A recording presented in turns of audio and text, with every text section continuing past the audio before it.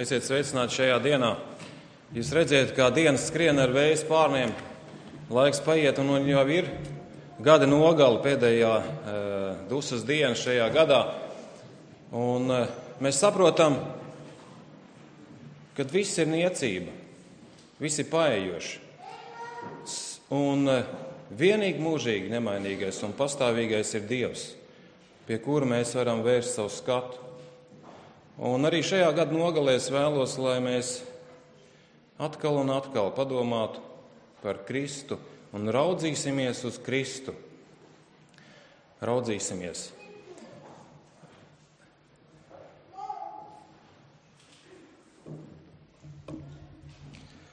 Laikam ilgas šī grāmata ir bagāta ar dažādām atziņām, īpaši par Kristus dzīvi. Un es esmu atzīmējis šeit vienu tādu rindkopu, ko šajā rītā es vēlos nolasīt, kas mums liek labāk izprast par raudzīšanos. Priecājieties, ka pateicoties Kristum esat savienoti ar Dievu un esat debesu ģimenes locekļi. Kamēr tu raudzīsies augstāk par sevi, tu nepārtraukti jutīsi cilvēka dabas vājumu. Jo mazāk tu izpatīsi savam es, jo skaidrāk un noteiktāk būs tava izpratne par glābēju pilnību. Jo ciešāk tu savienosi sevi ar gaismas un spēka avotu, jo lielāka gaisma tiks izlieta pār tevi, un jo lielāks būs tavs spēks darboties Dieva labā. Līksmojieties par to, ka tu esi vienots ar Dievu, vienots ar Kristu un ar visu debesu ģimeni. Brīnišķīgi vārdi un brīnišķīgas atziņas, kas tiek izteikts raugoties pāri šim zemiskumā vai zemei paejošajam. Šai zemei, kas ir debesis, šai zemei, kas ir zeme un kas mēs esam arī zeme. Salīdzinot ar debesīm, mēs esam paejoši, mēs esam putekļi. Bet tas, kas stāv pāri visam, tā priekšā ir bijība, gods un slava. Tas, kas pastāv mūžīgi. Un raugoties uz šo godību, mēs saprotam savu niecību, bet saprotam arī, ka mēs esam dārgi, ka Kristus ir ienācis šajā pasaulē, lai mūs izglābtu. Un tas prasīja viņa ciešanas, viņam prasīja arī uzņemties šo kaunu mūsu dēļ un arī nāvi. Dārgi mēs esam viņa acīm. Tāpēc mums tiek visu laiku atgādināts, raudzīsimies uz Kristu. Raudzīsimies. Apostuls Pāvils runā, es dzīvoju, bet ne vairs es, bet manī dzīvo Kristus. Kāpēc? Lai ieraudzītu šo skaidrību, šo skaistumu, kas nāk no viņa būtības. Raudzīsimies. Kāds ir bijuši mums šī gada dienas, ko mēs esam iauduši savā dzīves audeklā, ko esam iestaigājuši, kādas pēdas esam atstājuši, vai šis laiks ir bijis lūkšana laiks, vai mēs esam pavadījuši šo laiku lasot Dievu vārdu un meklējot Dievu, vai mūsu domas ir bijuši pie kaut kā cita. Un kādas būs tās domas un tie ceļi, kas mūs ievedīs jaunajā gadā? Laiks, kuru mēs rakstam, ja teiksim tā, rakstam šo lapu ar savu dzīves laiku, šo savu dzīves stāstu. Raudzīsimies uz Kristu. Tātad, jo vairāk mēs raudzīsimies uz viņu, jo mēs vairāk sapratīsim spēka avotu, jo vairāk tiks izliet gaisma pār mums.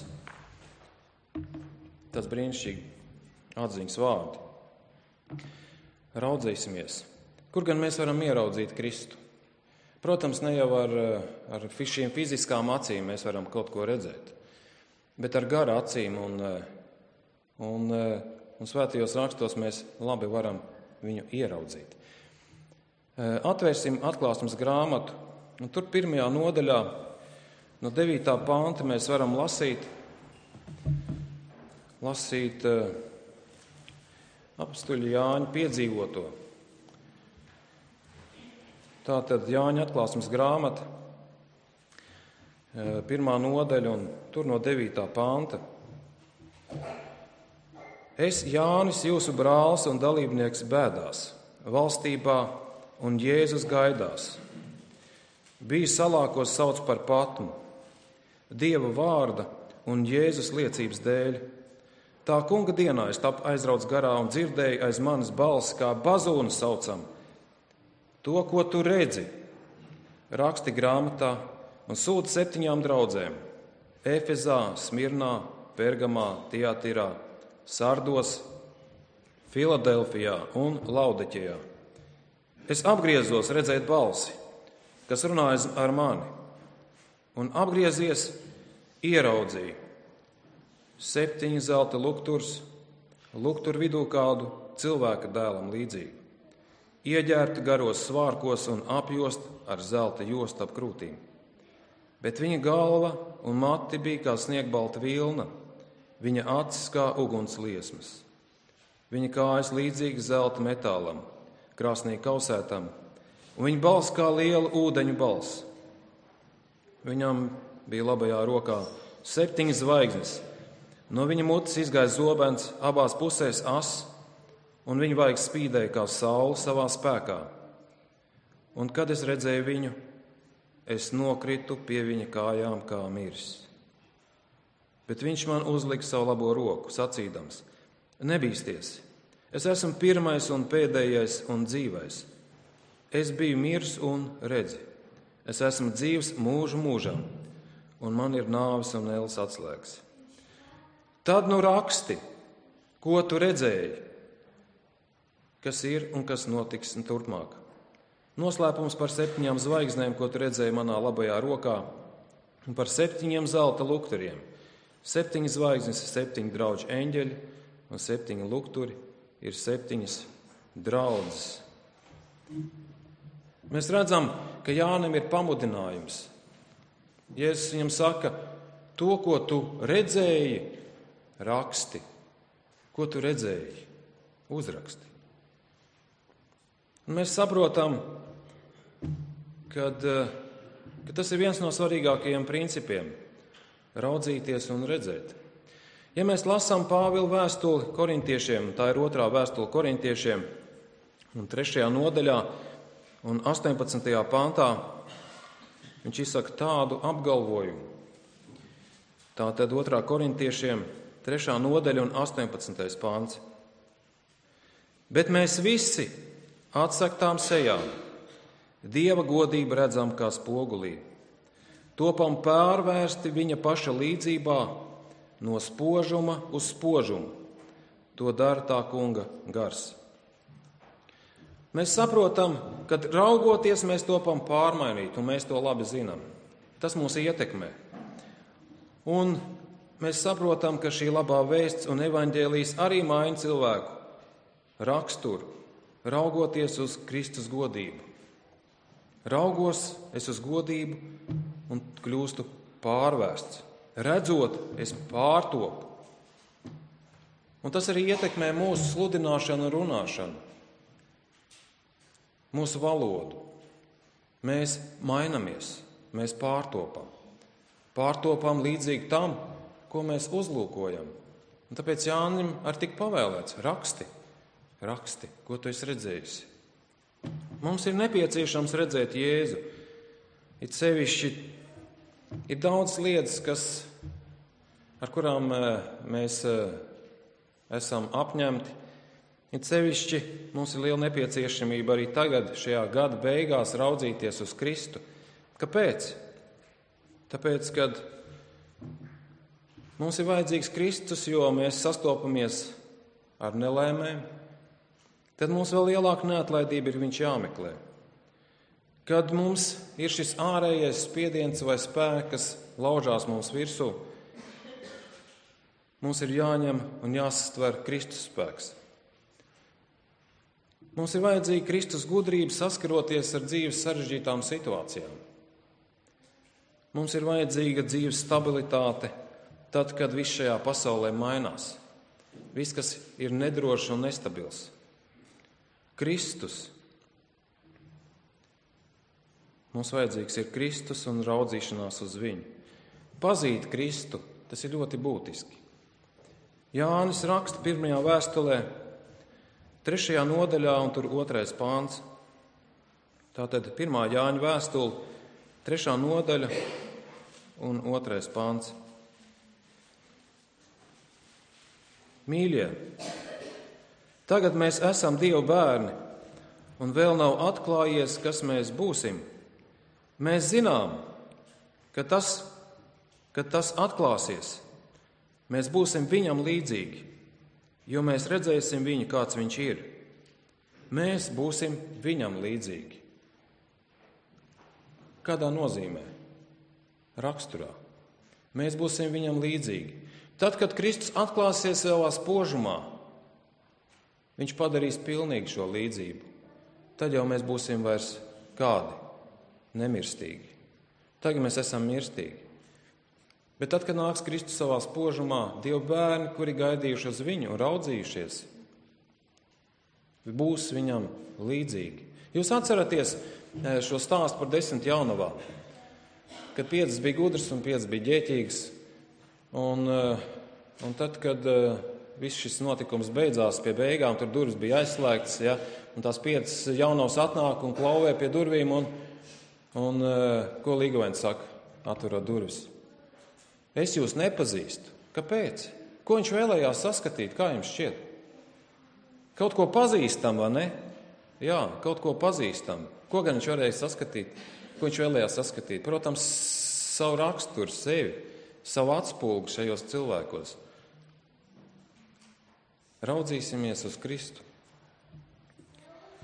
Mēs būsim viņam līdzīgi. Nākošajā gadā mums nav tas svarīgākais šī finansiālā lieta, vai finansiālais stāvoklis, bet šis garīgais stāvoklis. Mums jābūt cilvēkiem ar tādiem, kas izstaro Kristus skaidrību, patiesību un vērtību. Mums jābūt gaismai, kas spīd tumšā vietā. Jūs atceraties Mateja evaņģēlija, tur kalna svētrunā, ka Kristus runā, jūs esat pasaules gaišums, jūs esat sals. Tātad atšķirīgi no šīs pasaules.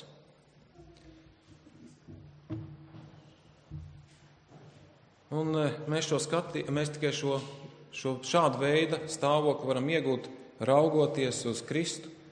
Mēs varam tikai atstarot viņa skaidrību un skaistumu. Un tā nu Jānis atrodas šajā trimdā un uz Patmas salas, kā mēs lasījām. Un iemesls bija, ka viņš apliecināja Kristu, un Kristus viņam bija vērtīgs un visdārgākais.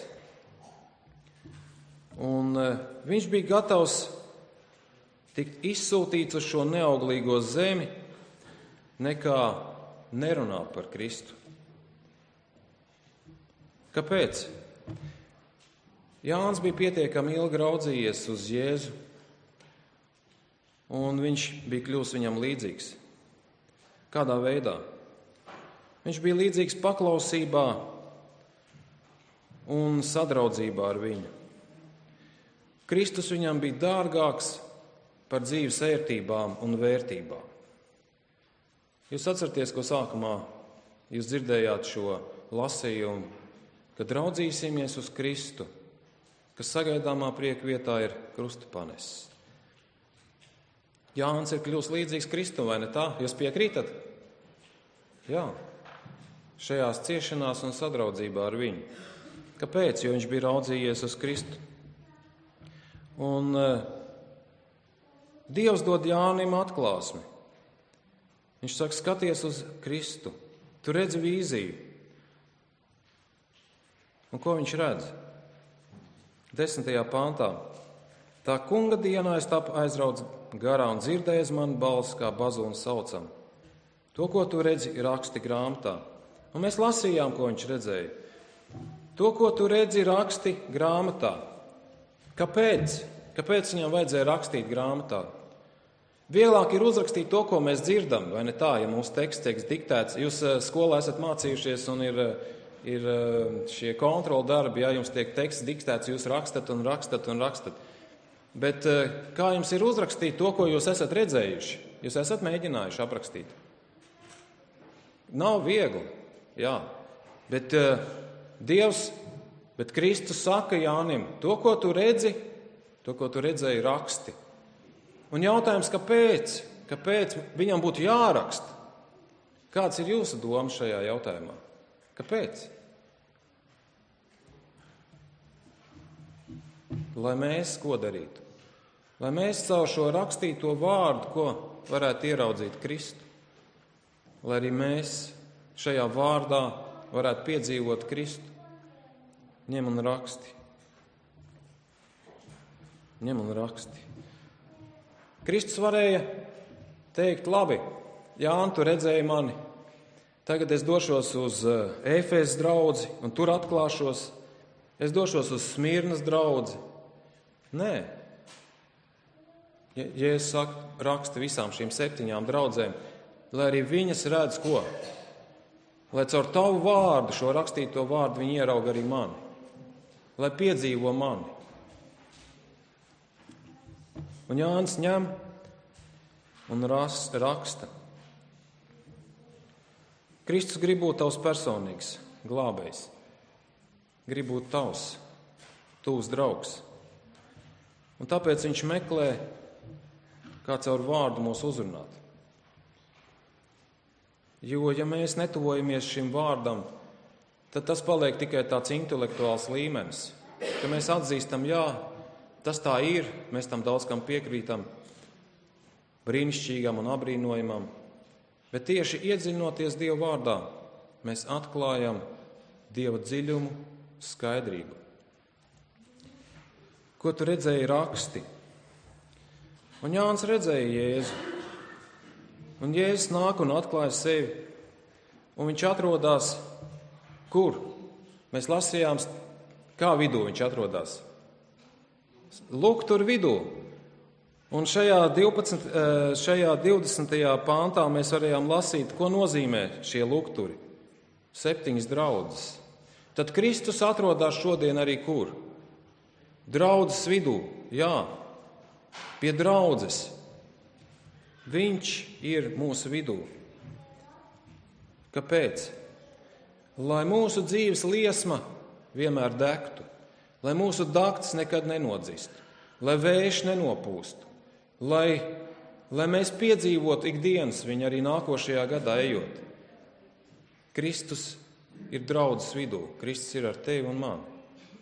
Tas ir, ka Kristus vēlas būt kopā ar mums mūžīgi. Viņš nav tālu ne telpā, ne laikā, bet viņš ir svečs tur vidū. Un Jānis tiek aicināts, raugies uz Kristu, raugies arī tu. Mēs lasījām, ka tur 13. pāntā Jānis saka, es redzēju cilvēku dēlam, ko līdzīgi. Un ja mēs atceramies Daniela grāmatu un 7. nodaļu, tad mēs varam lasīt tur 13. un 14. pāntā. Kas tad ir cilvēka dēls? Vai tas ir kāds vienkāršs cilvēciņš vai kaut kas cits? Un tā nu Daniela 7. nodaļa 13. un 14. pāntā mēs varam lasīt. Paraudzīsimies uz šo gadījumu. Kamēr es vēroju nakts parādības, redzu, kā debesis padebešos nāca kāds kā cilvēka dēls savā izskatā. Tas pienāca pie cienījamā sirmgalva un to nostatīja sirmgalvam priekšā. Viņam tad tika piešķirta vara, godība un valdīšana, tā ka viņam pakļāvās visas tautas, tautības un valodas. Viņa vara ir mūžīga. Viņa ķēniņa valsts neviens nekad nevar iznīcināt. Mēs redzam, ka viņš ir tas, kam ir vara un spēks, kam ir autoritāte, ka viņš valdīs pār tautām un tautībām, pār pasauli mūžīgi mūžos, un viņa valstība neviens nespēs iznīcināt. Paraugies uz šo spēku, paraugies uz viņa godību un varenību. Kurš stāv starp draudzēm, palīdz mums gan dienās, gan naktīs. Mums ir nepieciešams redzēt Kristu arī šodien. Un mums ir jāraugās ar pārliecību uz viņu. Kāds viņš izskatās? Jānis rakstīja par apģērbu. Ieģērbt garos svārkos un apjost ar zelta jostu ap krūtīm. Ko tas varētu nozīmēt?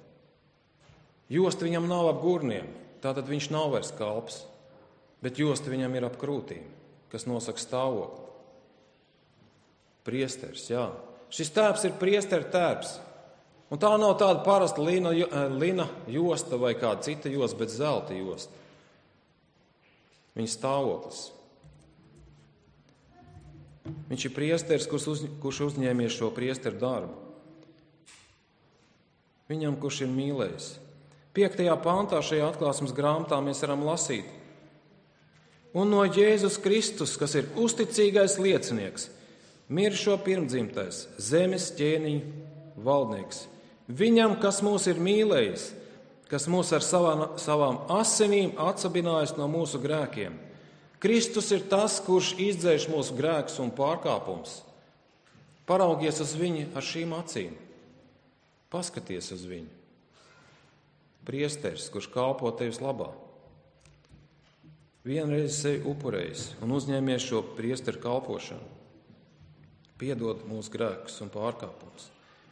Un 14. pāntā mēs varam lasīt šajā pašā atklāsmes grāmatā.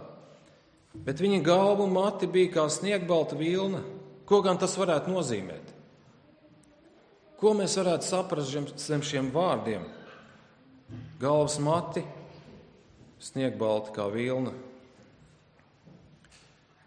9. pāntā, tajā pašā Daniela nodaļā, Daniela 7. nodaļā mēs varam lasīt.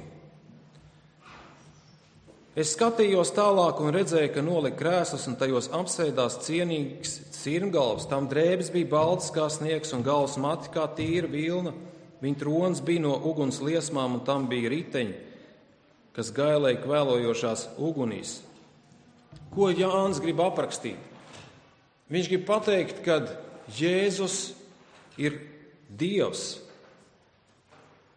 Jēzus ir šī autoritāte. Ar godību un cieņu, kas nāk no mūžības uz mūžību. Tā nav vecuma mūžība, bet tā ir gudrības un cieņas izpausme, ka viņam pieder gudrība, ar mūžīgu gudrību, kas valda, ar nosvērtību. Viņš nav kāds vecs un apnicīgs vai nedrošs vīrs savā solī, bet viņam pieder gudrība un augstums. Viņa acis kādas bija? Jūs lasījāt. Kāds bija acis? Jūs ieklausījāties? Uguns liesmās. Jā. Viņa acis kā uguns liesmas. Jūs ziniet, kādas acis ir tad, kad nāk miegs? Vai tad, kad jūs esat neapmierināti ar kaut ko? Vai jums ir kāds grūtums uz sirds? Vai jūs esat piekusuši? Kādas ir acis? Miegains tādas, jā, viņas ir pilnīgi savādāks. Bet šeit mēs saprotam acis uguns liesmas. Ko tas nozīmē? Pilns spēka un enerģijas, pilns skaidrības. Līgavains nāk. Viņam ir plāns attiecībā uz mums, viņam ir plāns attiecībā uz nākošo gadu. Viņa acis gaila un deg, lai paceltu nogurušos un sagraustos. Pilns enerģijas un cerības. Viņš nav garlaicīgs vai apnicīgs. Nē, viņš ir pilns spēka un aizrautības. Un viņš zina, ko plāno darīt nākošā gadā. Un viņš vēlas, lai mēs raugamies uz viņa acīm un ko?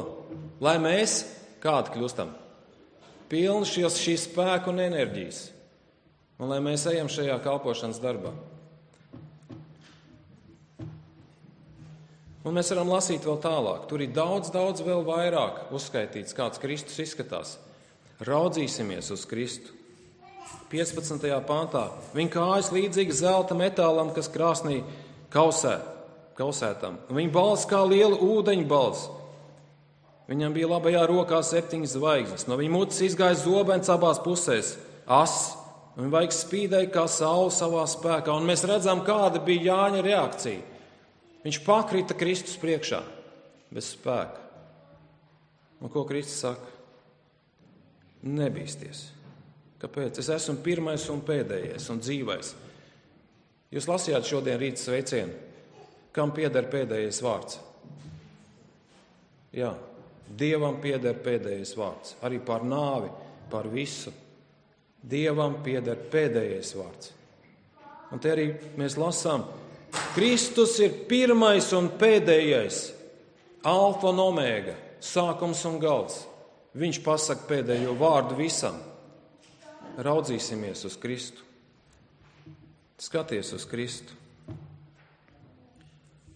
Skaties uz Kristu arī nākošajā gadā. Uz viņa ķēnišķīgo varu, uz priesteru piedošanu un kalpošanu, uz viņa gudrību un ugunīgo cerību, lai tā piepilda tevi.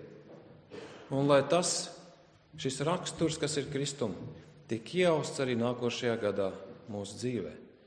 Lai mēs izejot no šīm telpām, lai cilvēki varētu satvert Kristu. Un kā Pāvils teica, nevairs es būtu redzams, bet kas? Lai būtu Kristus redzams. Jo nekas lielāks nav šajā pasaulē un vērtīgāks. Pāvils saka, viss es uzskatu par mēsliem, salīdzinot ar šo lielo atziņu par Kristu.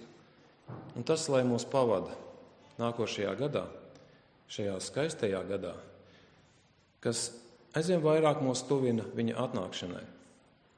Lai Dievs svētī mūs raugoties uz viņu. Āmen.